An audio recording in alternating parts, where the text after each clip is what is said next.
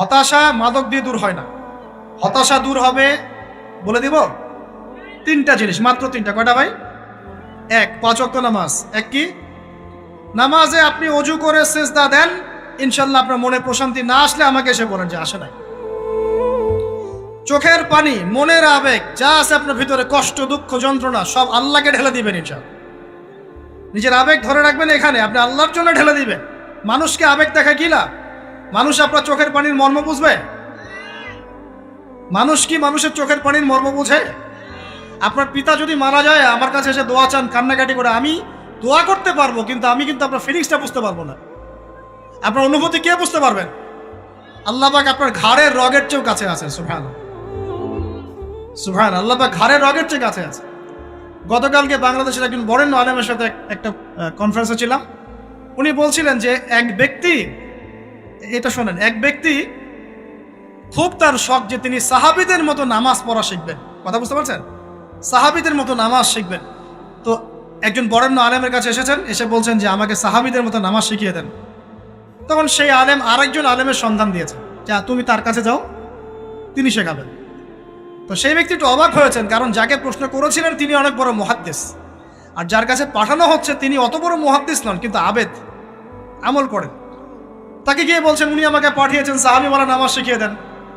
তখন তিনি বলছেন ঠিক আছে, সুন্দর করে ওযু করে আসো, সুন্দর করে ওযু করে আসো।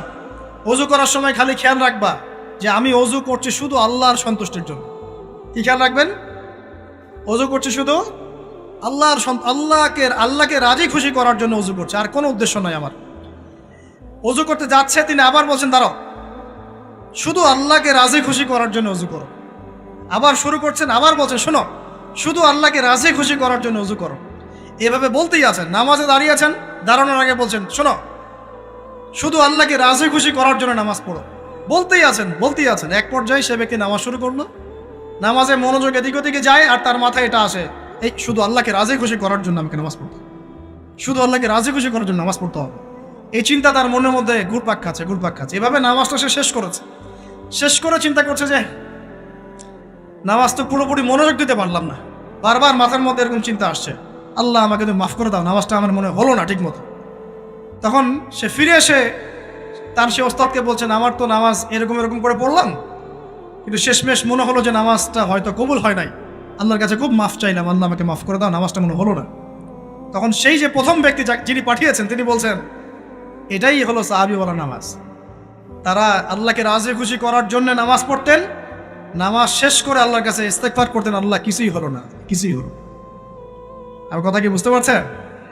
অতএব আল্লাহকে রাজি খুশি করার জন্যে আপনি আপনার আবেগ, আপনার ইবাদত সব ফেলে দিবেন, এটা অন্য কারো কাছে কিছু পাওয়ার আশা করুন। অতএব নামাজ আপনার মাদকের দিকে যাওয়া লাগবে না, নামাজই আপনার হতাশা দূর করে দেবে ইনশাআল্লাহ। 2 নাম্বার আমল হচ্ছে কোরআন তেলাওয়াত। যে ব্যক্তি কোরআন তেলাওয়াত করতে পারে নিয়মিত, তার মনের মধ্যে এই হতাশা, এই ভীরুতা, এই কাপুরুষতা কিচ্ছু আসবে না ইনশাআল্লাহ। আমি গ্যারান্টি দিচ্ছি আপনাকে, হতাশা আসবেই না আপনার মনে যদি আপনি কোরআন বুঝতে পারেন। কোরআনের একটা আয়াত নিয়ে কোনো সময় দেখা যায় 2-3 ঘন্টা সময় পার হয়ে যাচ্ছে, আয়াতটা ছেড়ে সামনে যেতে পারছি না। কোরআনের ভিতরে ঢুকলে আপনি দুনিয়ায় ভুলে যাবেন কি হচ্ছে আশপাশে। আমি এমন অনেক আলেমকে দেখেছি যে একটা বই, পাতলা একটা বই, আরবি বই নিয়ে পড়া শুরু করেছেন, যে ফজরের পরে জোহরের ওয়াক্ত হয়ে যাচ্ছে, বইটাই শেষ করতে পারেননি। বুঝতে পারবেন না? যখন আপনি ইলমের ভিতরে ঢুকে যাবেন, কোরআনের ভিতরে, হাদিসের ভিতরে, আপনার দুনিয়ার খেয়ালই নাই। একজন আলেম তিনি এক রাত্রে একটা বই লিখেছিলেন, চটি বই, এক রাত্রের মধ্যে। বলা হচ্ছে তার সম্পর্কে বলা হচ্ছে যে রাতের খাবার তাকে দেয়া হয়েছে যে আপনি এটা খেয়ে নেন। তো খাবারটা পাশেই আছে, খাবারটা খাবো, এটা লিখে খাবারটা খাবো, এরকম তার চিন্তা ছিল। ফজর হয়ে গেছে, বই লেখাও শেষ, খাবার এই অবস্থায় পড়ে আছে, ডুবে গেছেন ভিতরে, খাওয়ার মাথায় তার খেয়াল নাই।